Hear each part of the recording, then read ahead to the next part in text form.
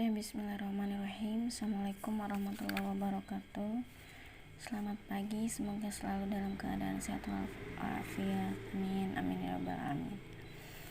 Oke, kita langsung saja. Hari ini kita akan belajar materi matematika wajib mengenai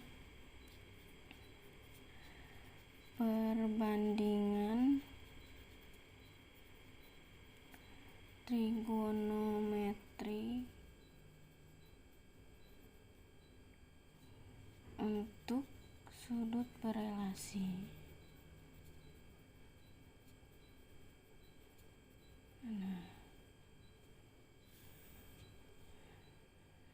Sudut berelasi itu ada hubungannya dengan sudut istimewa, jadi dikaitkan dengan sudut istimewa. Nah, sini saya akan menggambarkan biar lebih mudah seperti ini.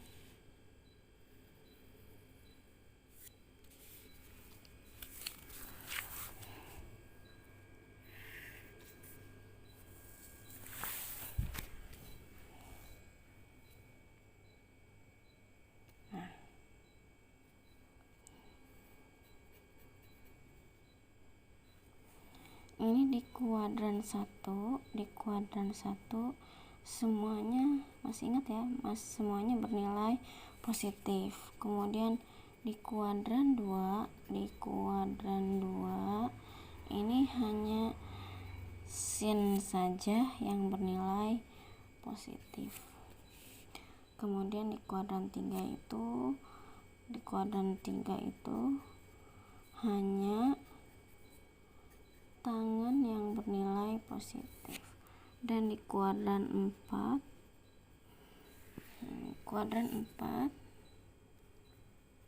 itu hanya kosinus yang bernilai positif. Nah, bagaimana sekarang menentukan sudut berelasi? Kita perhatikan dulu untuk kuadran 1. Nah, di kuadran 1 itu intervalnya dari 0 derajat sampai dengan 90 derajat.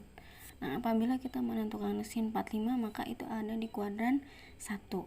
Kalau sin 120 tentu saja ada di kuadran 2. Nah, maka untuk sin 45, sin 30, maka itu menggunakan sudut istimewa saja. Nah, kemudian ada aturannya untuk sudut berelasi, yaitu jika sin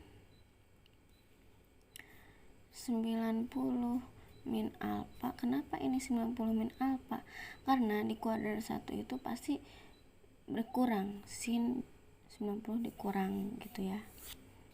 Ini nilainya adalah berubah menjadi cos alfa. Kemudian apabila cos 90 min alfa itu berubah menjadi sin alfa, dan tangan 90 min alfa itu berubah menjadi kotangan alfa. Nah, kuncinya untuk kuadran 1 itu menggunakan sudut istimewa saja.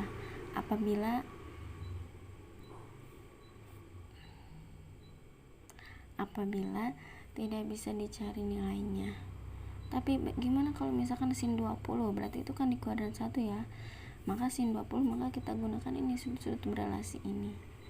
Oke, selanjutnya di kuadran 2. Di kuadran 2 itu adalah hanya sin yang positif dan kebalikannya, yaitu kosekan yang positif. Nah, untuk di kuadran 2 adalah ini intervalnya dari 90 sampai dengan 180 derajat. Oke. Nah, kalau untuk di kuadran 2 kan antara 90 ditambah, kalau tidak 180 dikurang gitu kan.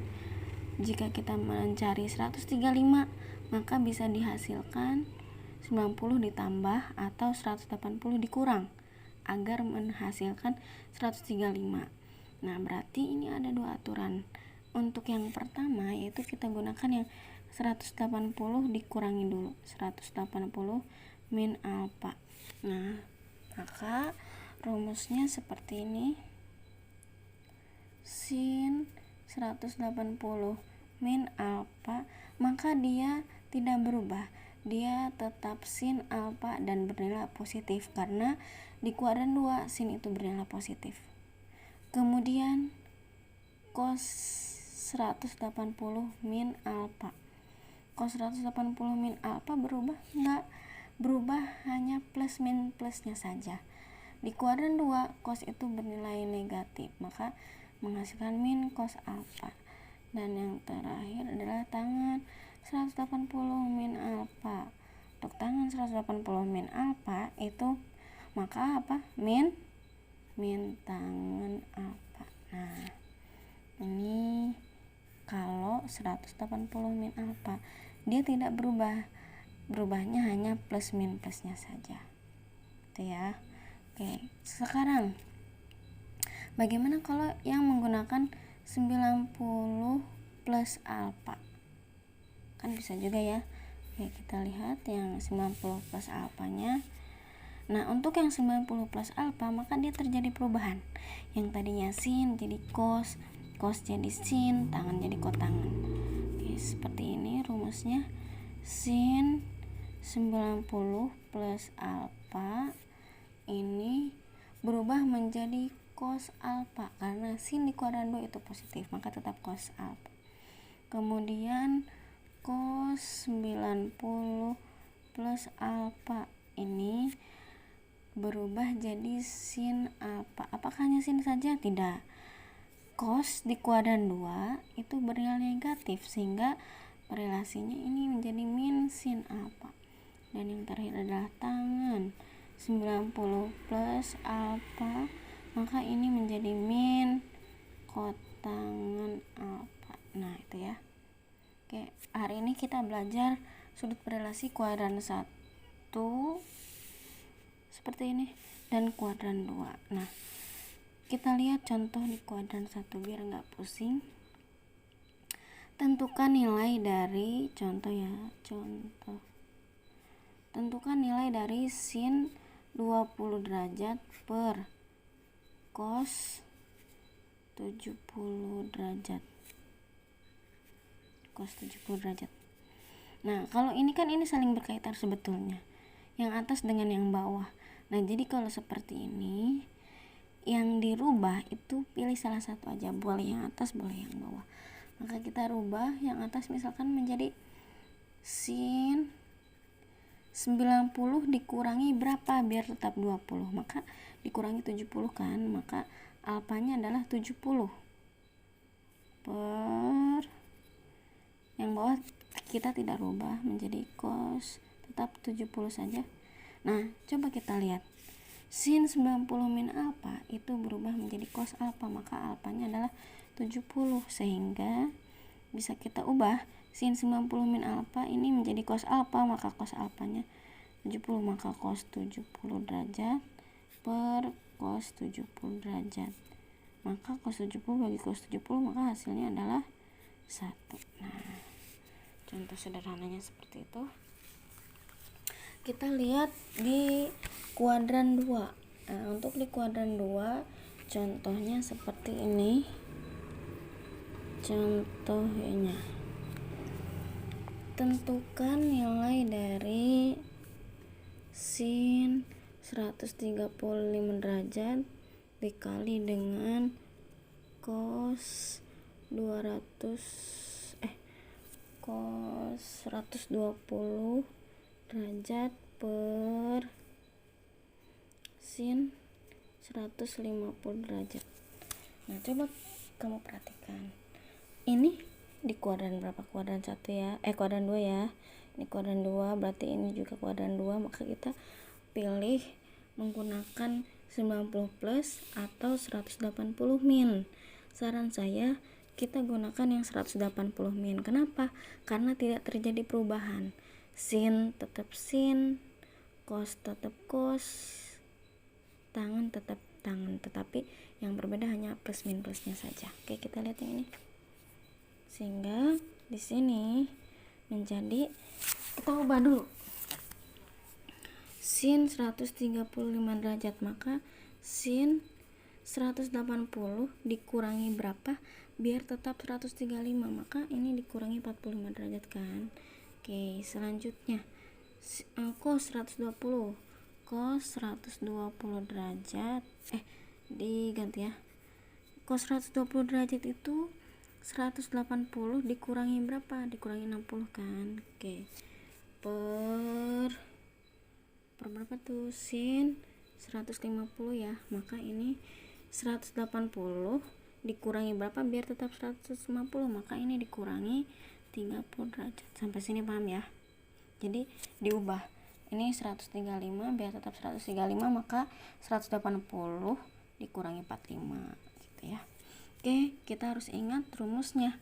Sin 180 min alfa tadi tetap sin. Maka ini menjadi sin 45 derajat. Kemudian ini cos 180 min alfa menjadi apa? Min cos ya. Maka min cos 60 derajat. Min cos 60 derajat. Ya, kenapa ini min cos 60 derajat? Karena di kuadran 2 aturannya bahwa cos itu bernilai negatif, sehingga kalau min cos bagi sin 180. Kalau sin tetap sin, maka ini sin 30. Maka ini harus kita ingat sudut-sudut istimewa. Sin 45 berapa? Setengah akar 2. Min cos 60 berapa? Min 1/2. Itu kan? Per sin 30 berapa? 1/2. Maka kita sederhanakan, coret, maka kalikan, sehingga dihasilkan min setengah